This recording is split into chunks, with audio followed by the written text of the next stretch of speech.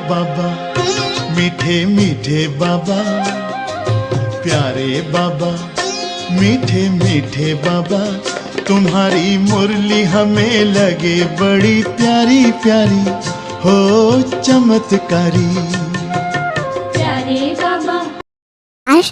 मीठे बच्चे, बाप का कर्तव्य है कांटों के जंगल को खलास कर फूलों का बगीचा बनाना। इससे ही नंबर 1 फैमिली प्लानिंग हो जाती है। प्रश्न, फैमिली प्लानिंग का फर्स्ट क्लास शास्त्र कौन सा है और कैसे? उत्तर, गीता है फैमिली प्लानिंग का फर्स्ट क्लास शास्त्र, क्योंकि गीता द्वारा ही बाप ने अनेक अधर्म विनाश कर एक धर्म स्थापन किया। गीता में ही भगवान के महावाक्य हैं, काम महाशत्रु है। जब काम शत्रु पर जीत पा लेते हैं तो फैमिली प्लानिंग स्वतः हो जाती है।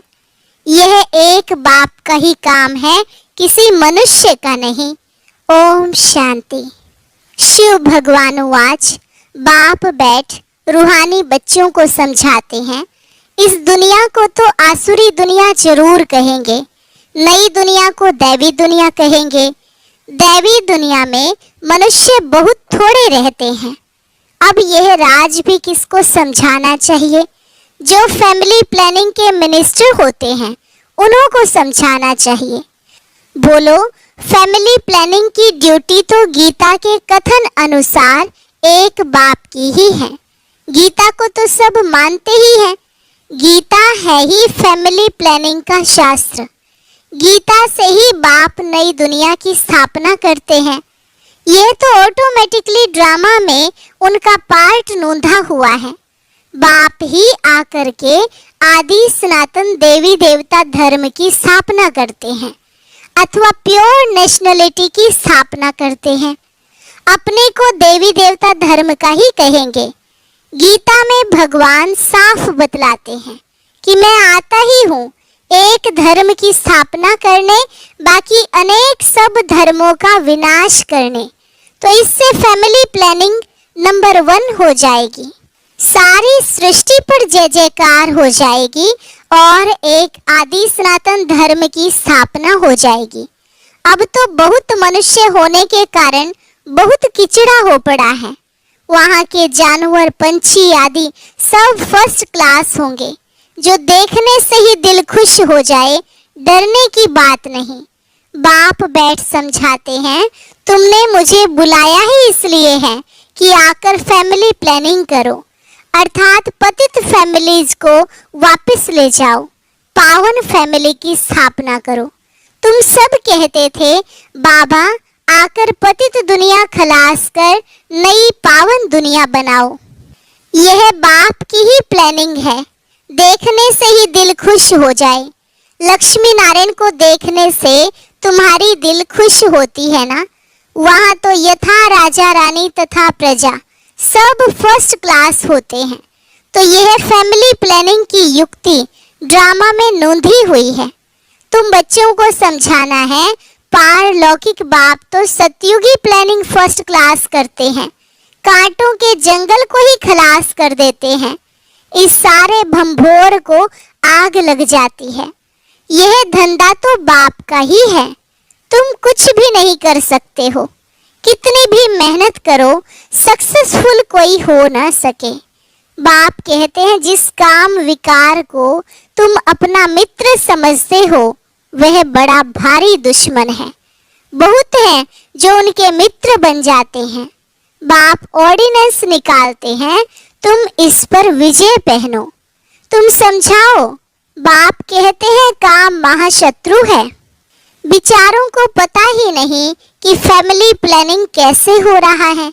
यह तो कल्प कल्प बाप करते हैं ड्रामा अनुसार, फिर यह होना ही है। सतयुग में बहुत थोड़े मनुष्य होते हैं, इसमें फिक्र की कोई बात नहीं। बाप प्रैक्टिकल में यह काम कर रहे हैं।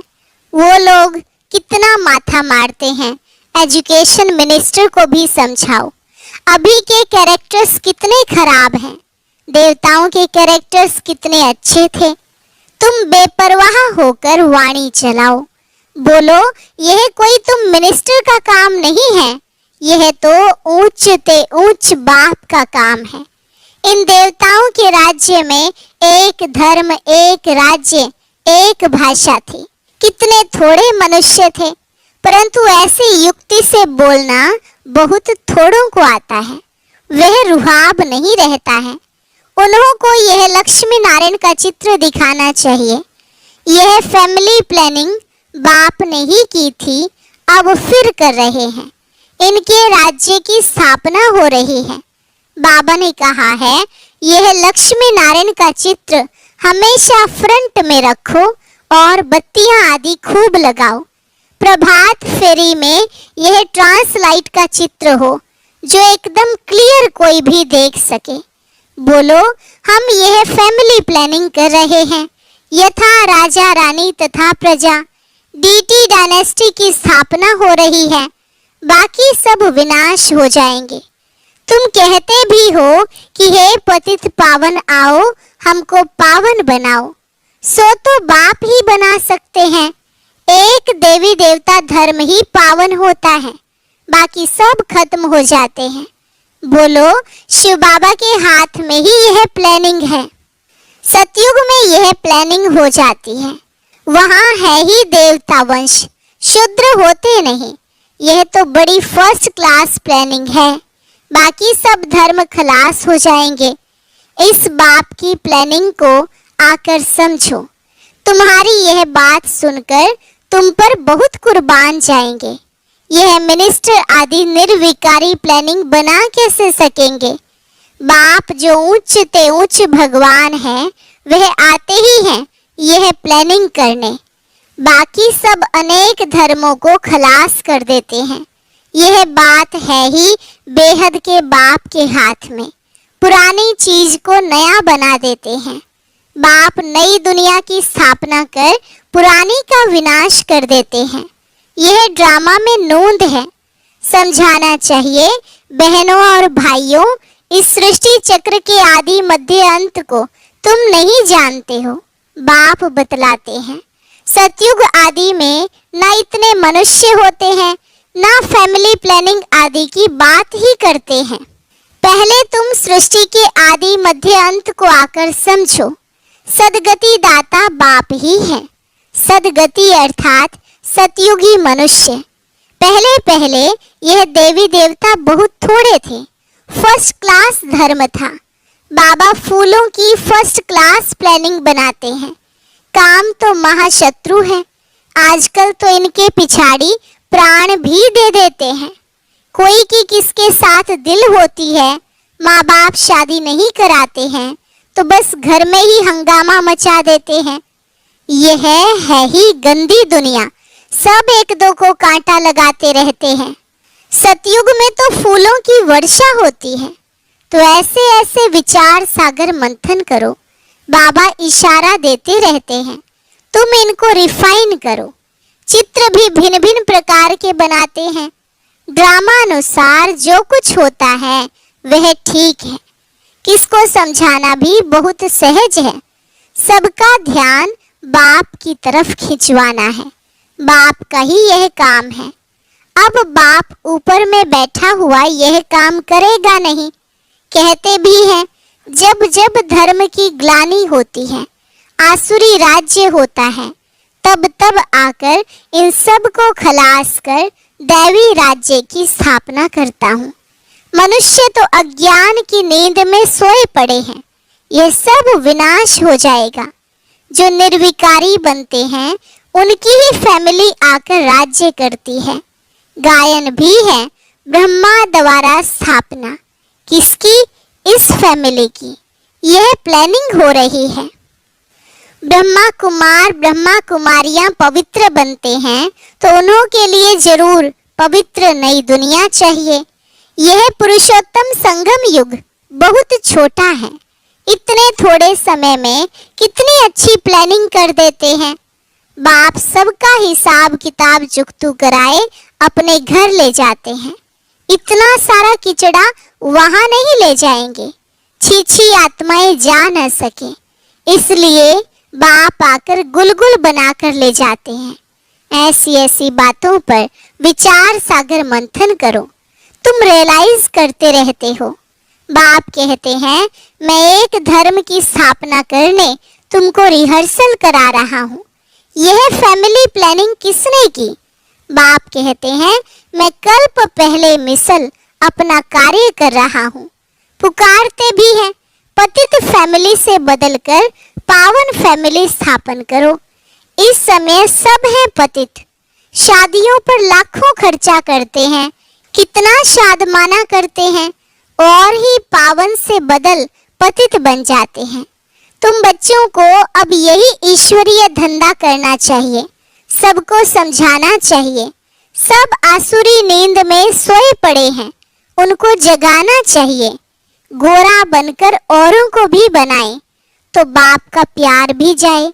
सर्विस ही नहीं करेंगे तो मिलेगा क्या? कोई बादशाह बनते हैं तो जरूर कोई अच्छे कर्म किए हैं, यह तो कोई भी समझ सकते हैं। यह राजा रानी है, हम दास दासियां हैं, तो जरूर आगे जन्म में कर्म ऐसे किए हैं। बुरे कर्म करने से बुरा जन्म मिलता है, कर्मों की गति तो चलती रहती है। अब बाप तुमको अच्छे कर्म करना सिखलाते हैं।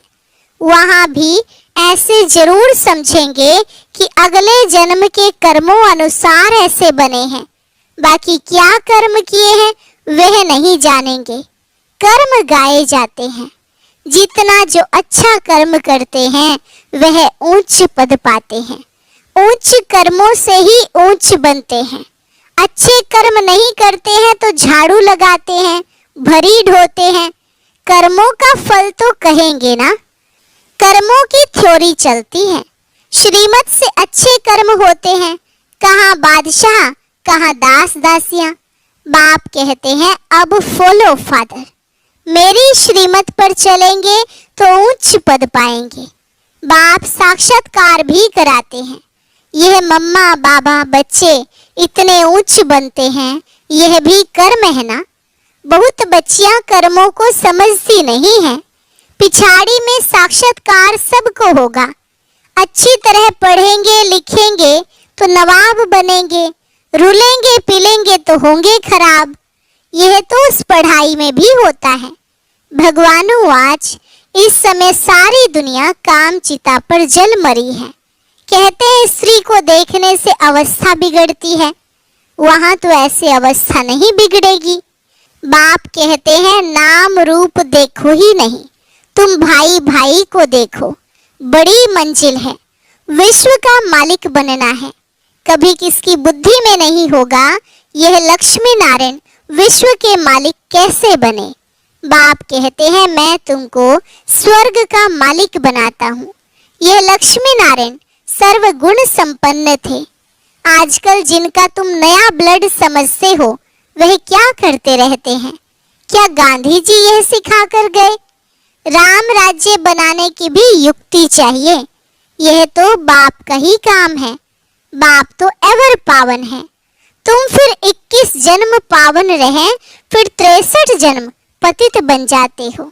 समझाने में इतना मस्त बनना चाहिए।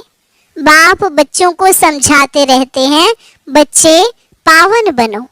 अच्छा मीठे मीठे सिक्के लधे बच्चों प्रति मात पिता बाप दादा का याद प्यार और गुड मॉर्निंग। रूहानी बाप की रूहानी बच्चों को नमस्ते। रूहानी बच्चों की रूहानी बाप दादा को नमस्ते नमस्ते गुड मॉर्निंग। धारणा के लिए मुख्य सार। पहली पॉइंट, अपनी अवस्था सदा एक रस अडोल बनाने के लिए किसी के भी नाम रूप को नहीं देखना है। भाई भाई को देखो, दृष्टि को पावन बनाओ, समझाने में रुहाब धारण करो। दूसरी पॉइंट, बाप का प्यार पाने के लिए बाप समान धंधा करना है। जो आसुरी नींद में सोए हुए हैं उन्हें जगाना है, गोरा बनकर दूसरों को बनाना है। वरदान, अपने सरल स्वभाव और शुभ भाव द्वारा भोलानाथ बाप के प्यार का अनुभव करने वाले आकर्षण मूर्त भव। अपने सरल स्वभाव और शुभ भाव द्वारा भोलानाथ बाप के प्यार का अनुभव करने वाले आकर्षण मूर्त भव। भोलानाथ बाप को सबसे प्रिय भोले बच्चे हैं। भोले अर्थात जो सदा सरल स्वभाव, शुभ भाव और स्वच्छता संपन्न मन और कर्म दोनों में सच्चाई और सफाई वाले हैं। ऐसे बच्चे आकर्षण मूर्त बन बाप को भी अपने ऊपर आकर्षित करते हैं। भोलानाथ बाप ऐसे सरल स्वभाव भोले बच्चों के गुणों की माला सिमरन करते हैं। भगवान को भोलापन प्यारा है। आप बच्चों ने अपने भोलेपन से ही भगवान को मोह लिया, उन्हें अपना बना लिया। स्लोगन: अपने चेहरे और चलन से गुण व शक्तियों की गिफ्ट बांटना ही शुभ भावना, शुभ कामना है। अपने चेहरे और चलन से गुण व शक्तियों की गिफ्ट बांटना ही शुभ भावना, शुभ कामना है।